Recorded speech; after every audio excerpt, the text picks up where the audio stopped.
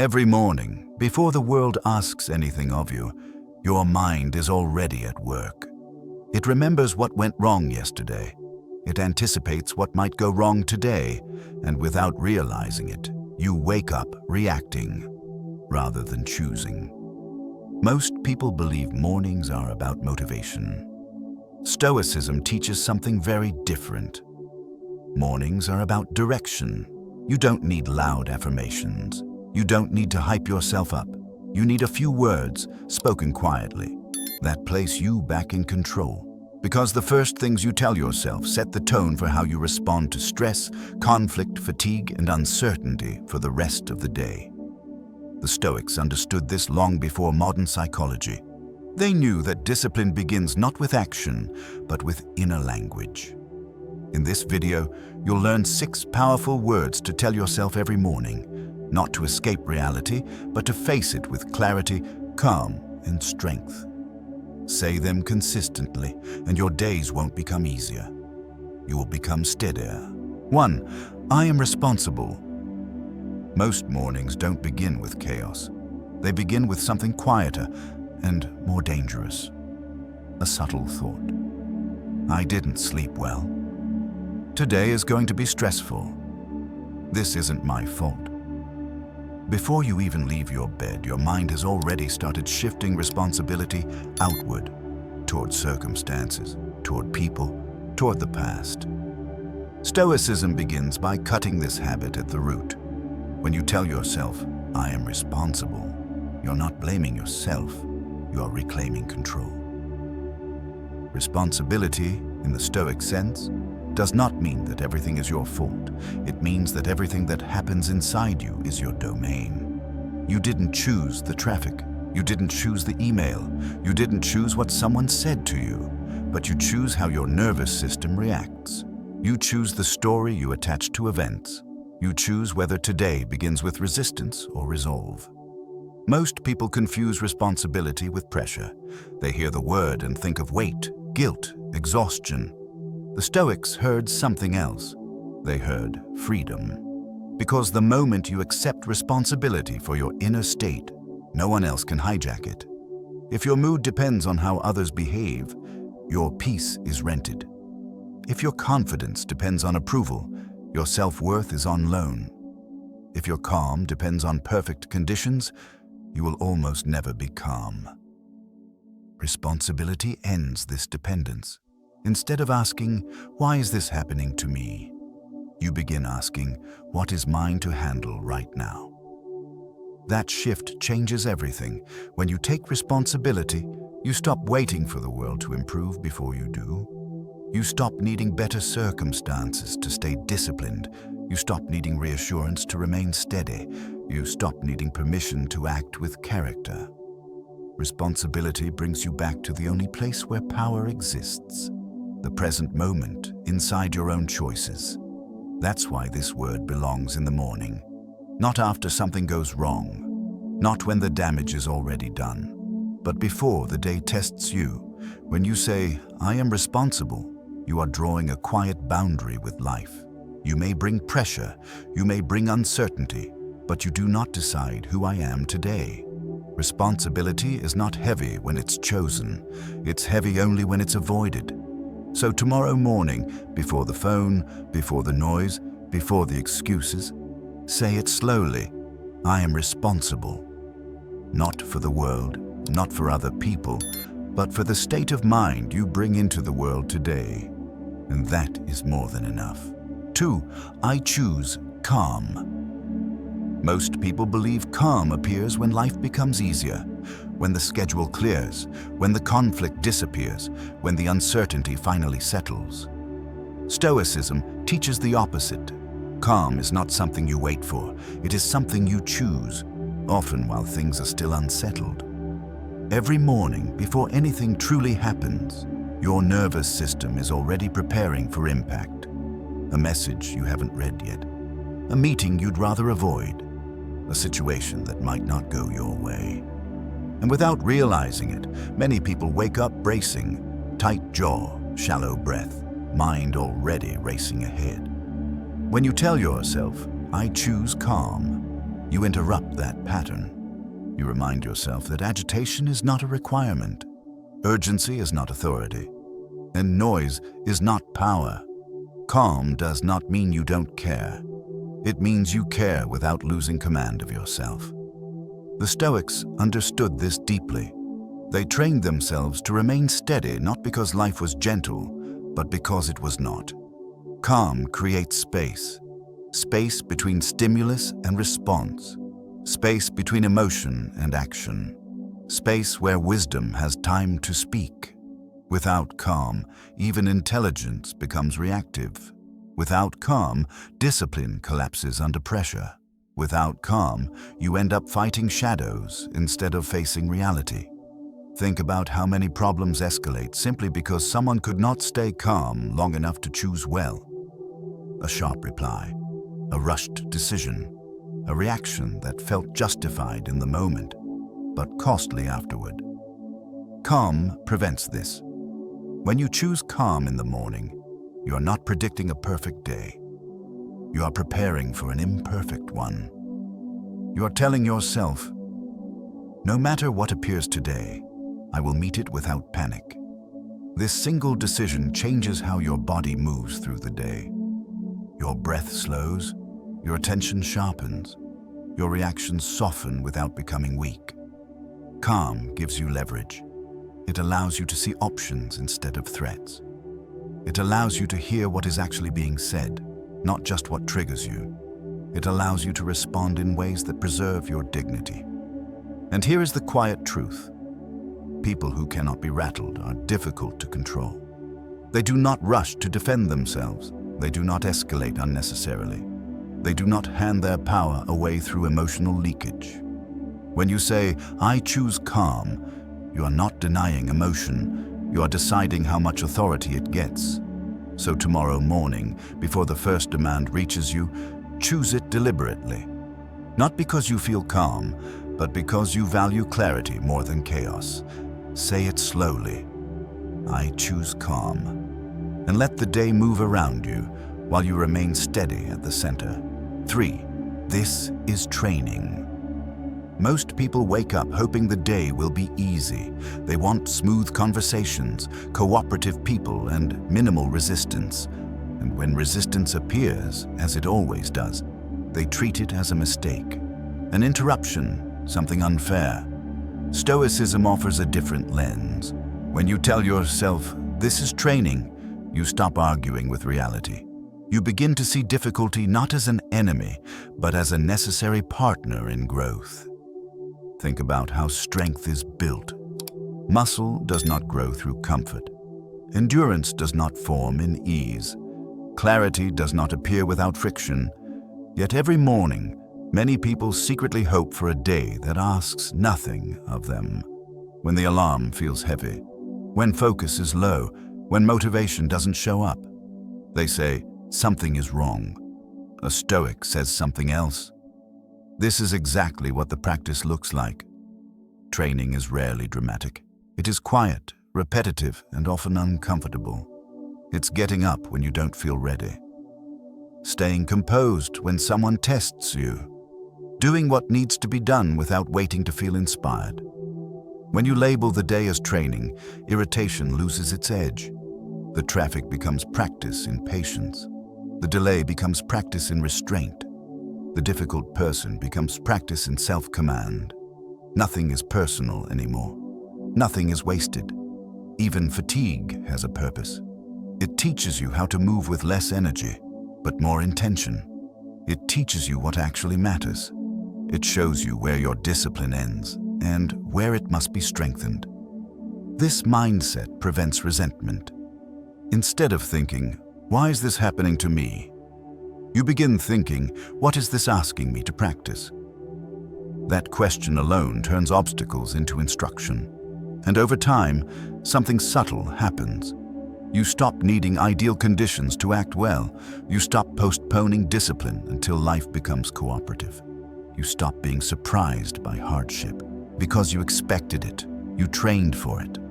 This is why saying, this is training in the morning is powerful.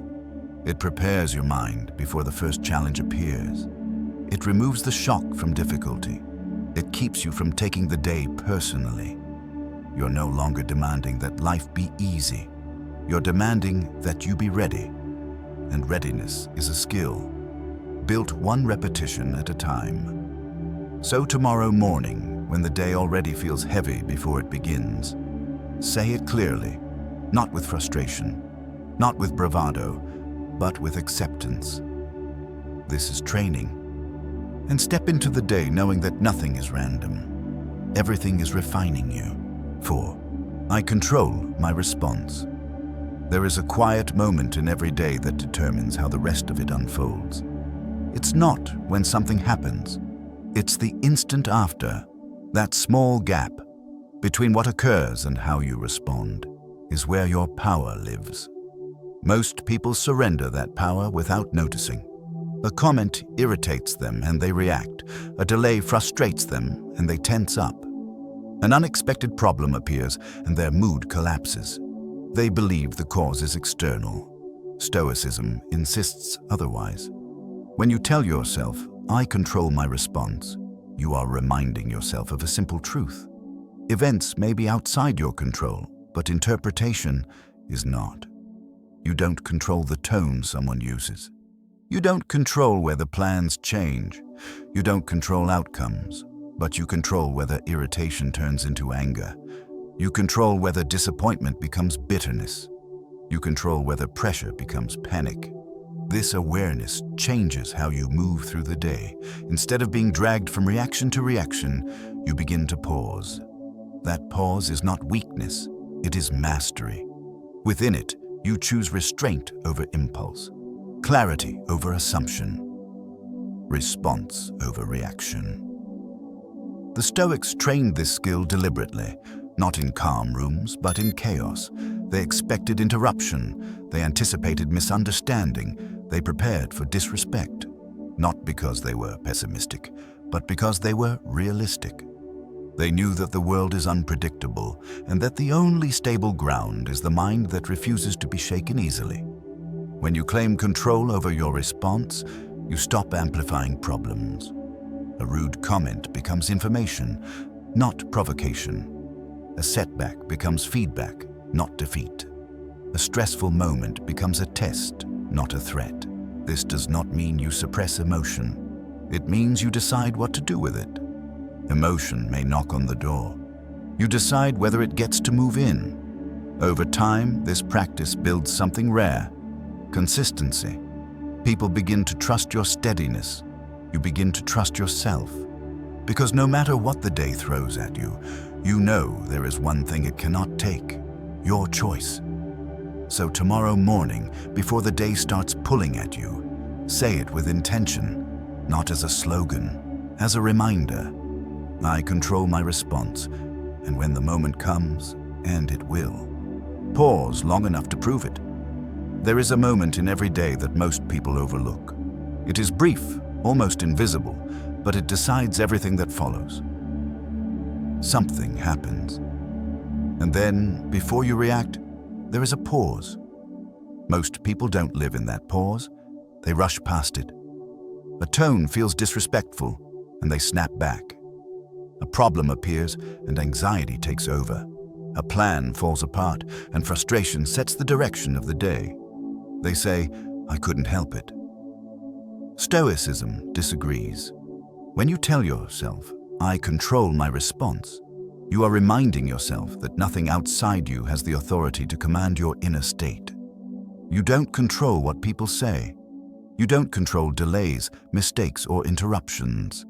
You don't control outcomes. But you control whether your energy leaks into anger. You control whether pressure becomes panic. You control whether discomfort turns into resentment. This understanding changes the way you experience stress. Stress is no longer something that attacks you. It becomes information. It tells you where your expectations are rigid. It reveals where your ego wants to react. It shows you where discipline is still being trained. The Stoics prepared for this daily. They expected inconvenience. They assumed misunderstanding. They anticipated moments that would test their composure. Not because they were cynical, but because they valued steadiness more than comfort. When you expect challenges, they lose the power to surprise you. When you expect provocation, you meet it with restraint instead of shock. Control over response is not suppression, it is direction. You still feel emotion, you still register discomfort, but you decide what happens next. That decision is where dignity lives. Without it, even small issues can dominate your entire day. With it, even serious problems remain contained. A harsh word becomes a choice point. A setback becomes a moment to recalibrate. A stressful demand becomes a test of character, not a threat to identity. Over time, this practice builds reliability. Others may be unpredictable. Circumstances may shift, but your reactions become consistent. And consistency creates trust, both outwardly and inwardly. You begin to trust yourself not because life is easy, but because you know you will not abandon your principles when it becomes difficult. That is real confidence. This is why this word belongs in the morning. It sets a standard before the first test arrives. It reminds you that no matter what enters your day, your response is still yours.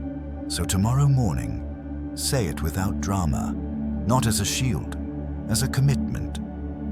I control my response. And when the moment comes, pause just long enough to honor that control. 5. I need little. Every morning, before you even step into the world, desire is already awake. The desire for things to go smoothly, for people to cooperate, for the day to reward you. And the more you need from the day, the more power you give it over you. Stoicism cuts through this quietly. When you tell yourself, I need little, you loosen the grip of expectation. You stop demanding that life provide comfort before you offer composure.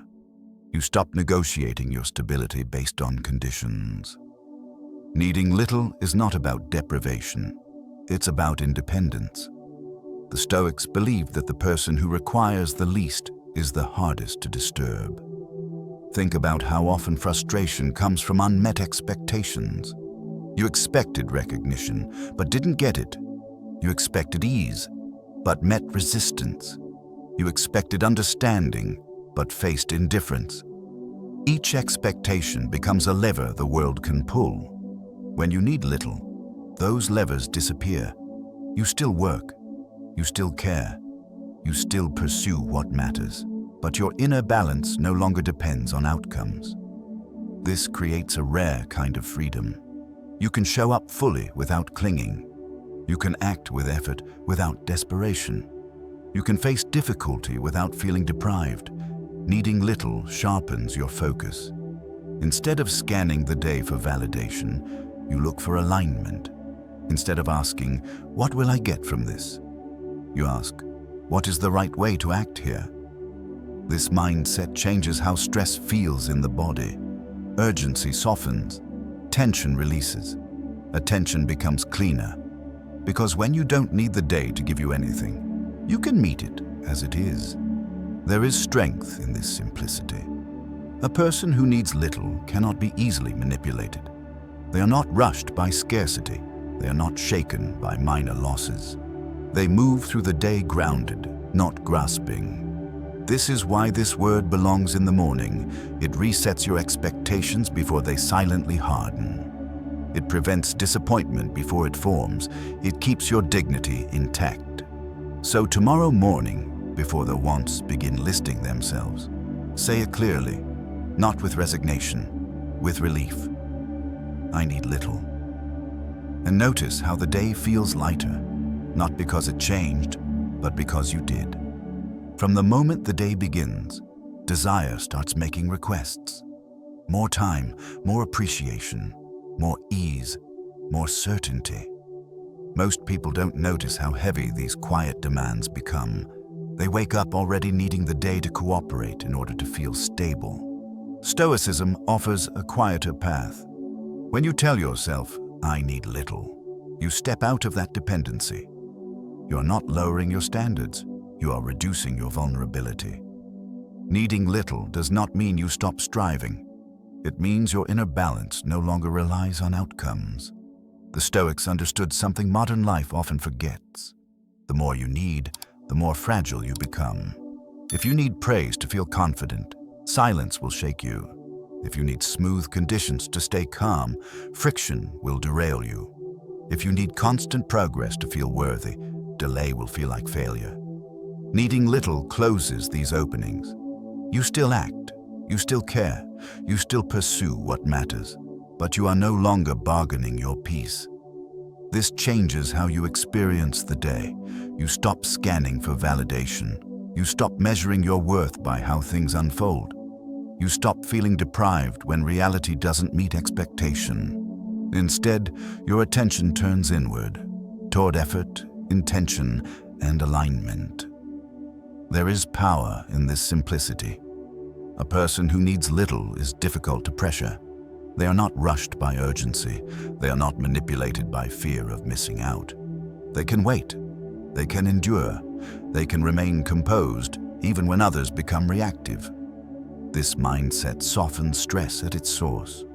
When expectations shrink, tension follows. When demands decrease, clarity increases. When need loosens its grip, freedom expands. Needing little also sharpens gratitude. Not forced gratitude, but genuine awareness. You notice what is enough. You recognize what is already present. You stop overlooking stability while chasing excess. And this steadiness carries into how you treat others. You become less demanding, less reactive, more grounded. Because you are no longer asking the world to constantly prove itself to you. This is why this word belongs in the morning. It resets desire before it multiplies. It protects your equilibrium before the day makes its offers. So tomorrow morning, before expectation begins its quiet negotiations, say it calmly, not as denial, as clarity. I need little. And notice how much lighter the day feels. Not because you gained more, but because you stopped requiring it. 6. I begin again. Every morning carries more than a new day. It carries what came before it. Unfinished intentions, words you wish you hadn't said, moments where you hesitated, avoided, or fell short. Most people wake up already judging themselves. They replay yesterday before today even starts. Stoicism offers a release from this quiet burden. When you tell yourself, I begin again, you refuse to let the past dictate the present. This is not denial. It is discernment. The Stoics never believed in pretending mistakes didn't happen. They believed in not letting mistakes define you. There is a crucial difference. If you treat yesterday as a verdict, you wake up constrained. If you treat it as instruction, you wake up capable. Beginning again means you acknowledge what happened without dragging it forward as identity. You may have failed to stay disciplined. You may have reacted poorly. You may have abandoned a commitment. But none of that cancels your capacity to choose differently now. Most people don't struggle because they fail. They struggle because they assume failure is permanent. They tell themselves, this is just who I am, or I always mess this up. Those sentences quietly close the door to growth. I begin again opens it. It says, I'm not starting from zero, but I'm not trapped by momentum either. This mindset restores agency. It prevents shame from hardening into self-concept. It prevents regret from turning into paralysis. It keeps you engaged instead of withdrawn. Beginning again does not require enthusiasm. It requires honesty. You don't need to feel inspired. You don't need to erase disappointment. You only need to recognize that this moment is still available. The Stoics understood this deeply. They reviewed their days in the evening, not to punish themselves, but to learn. And in the morning, they released what no longer served improvement. They did not carry guilt forward as motivation. They carried clarity. This practice builds resilience in a quiet way. Instead of collapsing after missteps, you recalibrate. Instead of quitting when progress stalls, you reset. Instead of identifying with mistakes, you outgrow them. Over time, this creates a powerful internal rhythm: effort, reflection, renewal, again and again. Beginning again also changes how you approach time. You stop seeing days as verdicts. You stop seeing setbacks as endpoints. You see them as intervals, a stretch of effort, a moment of learning, a chance to return. This removes the pressure to be perfect. Perfection demands consistency without error. Character demands consistency with correction. I begin again aligns you with the second. It allows discipline to be humane. It allows growth to be sustainable. It allows you to stay in the process without burning out. This is especially important in the morning, because the morning is when identity is negotiated. If you wake up believing yesterday defines you, you act accordingly. If you wake up believing today is available, your behavior follows. This single sentence reclaims that availability. It reminds you that no matter how many times you drift, you can still return. No matter how often you fall short, you can still realign. No matter how heavy yesterday feels, it does not get the final word. So tomorrow morning, before judgment settles in, say it with sincerity, not as an excuse, as a commitment. I begin again, and then do not rush. Take the first small action that aligns with the person you are practicing becoming. Not perfectly, not dramatically, but deliberately, again. Beginning again also changes how you relate to yourself. When you remove the expectation that progress must be linear, you stop turning discipline into a source of self-punishment. You stop speaking to yourself like an enemy that needs to be fixed. You begin speaking like a craftsman returning to the work. This matters more than most people realize, because how you restart determines whether you last. If every restart is fueled by shame, you will eventually avoid restarting at all. If every new attempt feels like proof that you failed before, motivation slowly erodes. But when beginning again becomes normal, almost expected, you stay engaged. You don't dramatize the reset. You don't announce it.